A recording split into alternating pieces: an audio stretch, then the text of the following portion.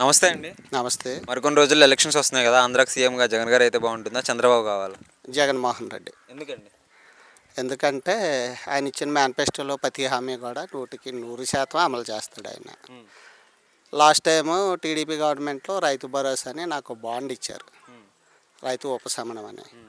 ఆ బాండ్ ఇచ్చారు కదా అనేసి నేను బ్యాంక్ లోన్ కట్టడం మానేశాను. ఆడేయడం లేదు, నా లోన్ తీరలేదు. హ్మ్. నాదేముంది, మొండి బకాయిల ఖాతాలో పెట్టేశాడు నా పేరు. ఇప్పటికీ నా పేరు దాంట్లోనే ఉంది. హ్మ్. సో మొన్న గవర్నమెంట్లో జగన్మోహన్ రెడ్డి గారు హామీ ఇచ్చారు. హ్మ్.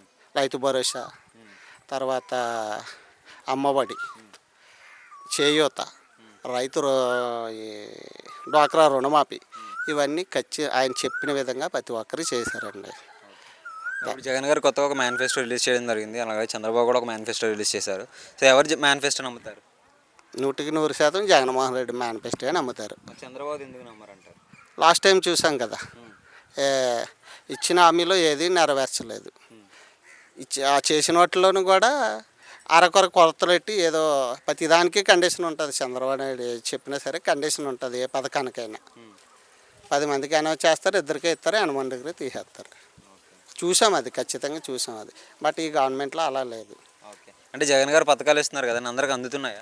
100%. లాస్ట్ టైము నాయకుల చేతుల్లో, ఆ ఊరు సర్పంచ్, ఎంపీటీసీ ఇలాంటి వాళ్ళ చేతుల్లో ఉండే హ్మ్. వాళ్ళ రాజకీయ కక్షలు అవి చూసి హ్మ్. వాళ్ళకి ఇష్టమైన వాళ్ళకి ఇచ్చేవారు, కొంతమందికి ఆపేశారు. హ్మ్. బట్ ఈరోజు అలా కాదు కదా. ప్రతి ఒక్కరికి నిజంగా ఆధార్ కార్డులో 60 ఇచ్చింది అనుకోండి, పెన్షన్ వాళ్ళ ఇంటికి వెళ్తుండే హ్మ్. ఇస్తారు. రాజకీయాలకు అతీతంగా చేస్తున్నారండి ఈ గవర్నమెంట్లో. ఏదైతే ప్రభుత్వం పేదలకు ఇస్తుందో గౌరవంగా ఇంటికి ఇస్తున్నారు అది. ఓకే. మరి పథకాలతో పాటు జగన్ గారు వచ్చిన తర్వాత సచివాలయాలు, అలాగే రైతు భరోసా కేంద్రాలు, హెల్త్ సెంటర్లు, ఇంకా స్కూల్స్ బాగా డెవలప్ అయ్యాయని అంటున్నారు. ఇవన్నీ నిజంగానే పనులు జరిగినాయా? 100% ప్రతి ఊరిలో కనిపిస్తాయి. హ్మ్.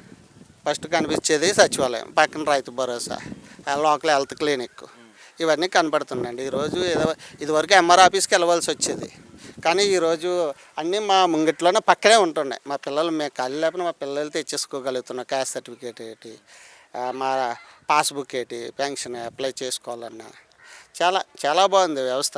సచివాలయం వ్యవస్థ అనేది ఊర్లో పెట్టడం వల్ల ప్రతి ఒక్కరికి తెలుస్తుంది ప్రభుత్వంలో ఏం జరుగుతుంది, ఏటి వస్తున్నాయి ఏంటని. ఆ, అది అభివృద్ధి కదండి, చాలా అభివృద్ధి. మాకైతే చాలా అభివృద్ధి జరిగింది.